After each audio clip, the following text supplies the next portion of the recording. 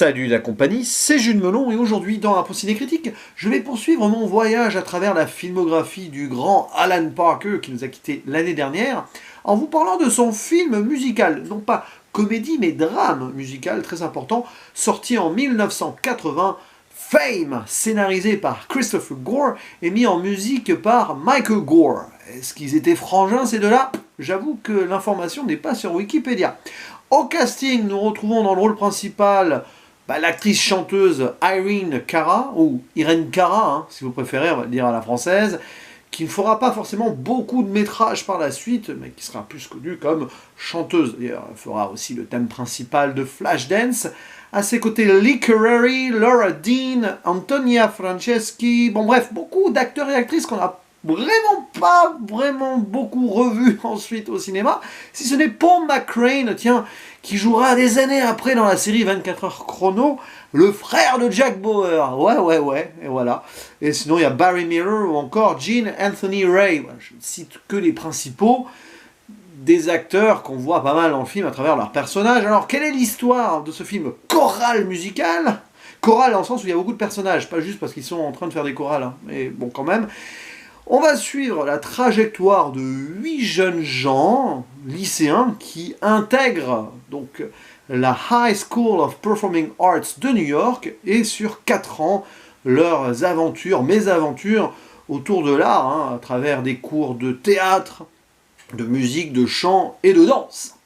Et donc, forcément, ces 8 personnes principales, plus leurs profs, plus leurs familles, vont interagir plus ou moins positivement durant ces 4 années.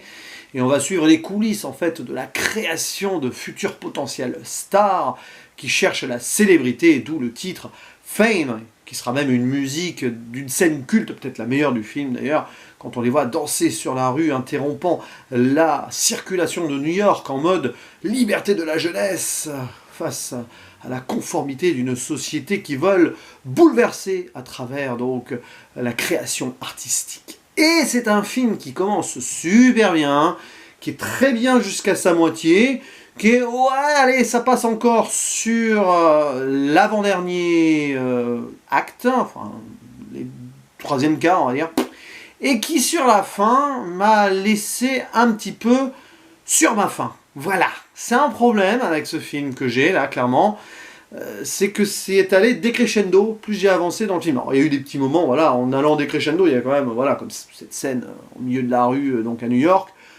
Bon, le souci, c'est que ce film a les défauts de ses qualités, tout simplement. Quelle ambition d'imaginer pouvoir représenter comme ça la vie, les tourments de 8 jeunes gens sur 4 ans en 2h15 de film. Waouh, très ambitieux, ça part bien, et une belle scène d'intro où on les voit donc en mode audition avant d'être acceptés. Puis après on a leurs caractéristiques, leur excentricité, leurs doutes, leurs origines différentes, parce que là vous allez avoir un noir d'un quartier pauvre de New York, une jeune fille juive qui doute d'elle-même, avec sa mère omniprésente, un portoricain qui renie un peu sa famille jusqu'à changer de nom, une danseuse plus tard qui arrive je crois au cours de la 2e année, qui vient d'un milieu riche, etc., etc. Donc le personnage de Coco joué par Irene Cara, blablabli, blablabla. Bon, et le musicien anticonformiste qui s'oppose à son prof de musique, qui lui plus musique classique, alors que lui, voilà, c'est la nouvelle vague avec beaucoup de claviers, etc. Bref, super et tout. Et après, forcément, ils vont avoir des relations. Le souci, c'est que pour développer tout ceci en si peu de temps, il aurait fallu clairement que ce soit mis en série. Ah bah tiens donc, 2-3 ans après, je crois, à peine, une série sera adaptée de ce film, avec quelques personnages qui reviennent, pas beaucoup, mais il y en a, je crois, 2-3. C'est une série que j'avais vue, enfin j'avais vu quelques épisodes au hasard, je crois, sur TF1, assez jeune.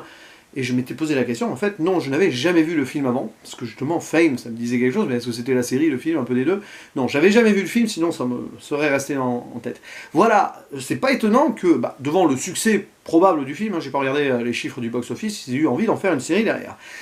Et alors, le film n'est pas mauvais pour autant. C'est pas parce que je suis allé en mode décrescendo que je vais le briser en deux, parce que non, il y a des scènes donc qui m'ont bien marqué, et puis il y a le style Alan Parker, même s'il se met un peu en retrait par moment, voilà, il joue sur les couleurs, la psychologie des personnages. Quand je parle des couleurs, c'est vraiment un peu la photographie, voilà, le soir, tout ça.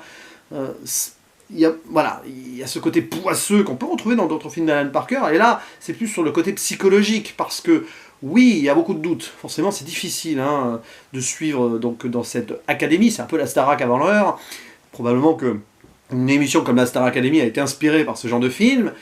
Et oui, beaucoup de pression, de tension, de profs très durs.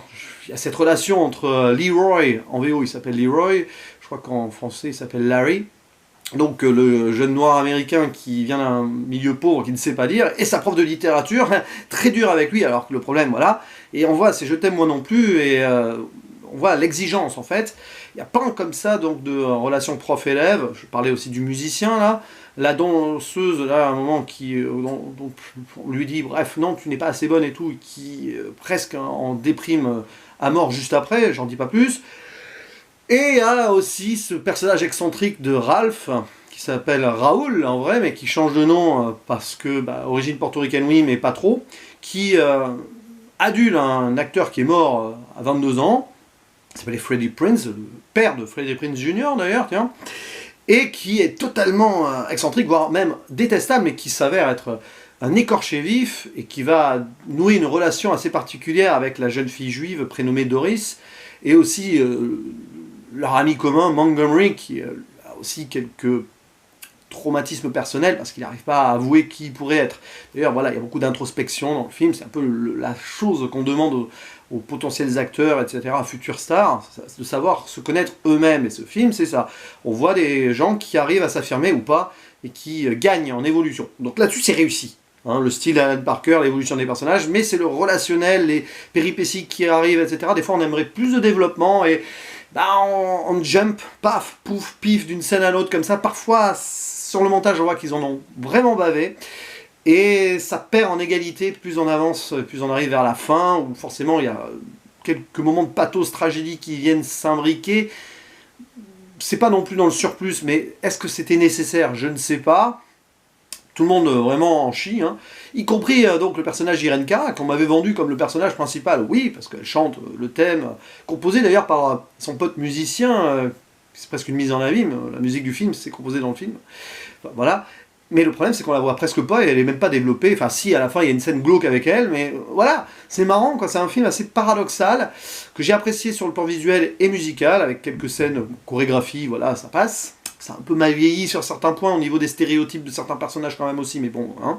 Quelques hommages très intelligents aussi au Rocky Horror Picture Show, d'ailleurs, vers le début du film, il y a, on sous-entend, tiens, séance de minuit et tout, et puis plus tard, on les voit devant la projection du Rocky Horror Picture Show, des trucs qui ont toujours lieu à Paris, enfin, quand les cinémas seront rouverts, ça aura lieu à nouveau. Et voilà, bref, oui, c'est cool, c'est de la pop culture ce film. C'est sympa, mais sur la psychologie, là où c'est très bien, des fois ça aurait pu aller plus loin et moins stéréotypé. Du coup, on va dans les stéréotypes parce qu'il faut caser ça en 2h15, 2h13 à peu près, générique compris, dédicace à Nico Ciné. Mais voilà, je suis resté sur ma faim, fatalement. C'est pas sur le côté musical que je vais avoir des bémols là-dessus, parce que finalement c'est bien géré, et puis on laisse les personnages s'exprimer dans leur histoire, mais malheureusement, pas suffisamment, car il y en a trop. On en aurait enlevé 2, 3, 4, et enlevé 2 histoires, ça aurait été beaucoup plus mieux. Sur sa finalité, plus mieux, bref.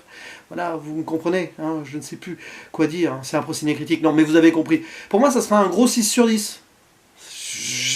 J'aurais voulu aller à 7, mais non. C'est comme Angel Heart, rien à voir, hein, en mode thriller un peu fantastique et tout, mais pareil, j'avais senti que...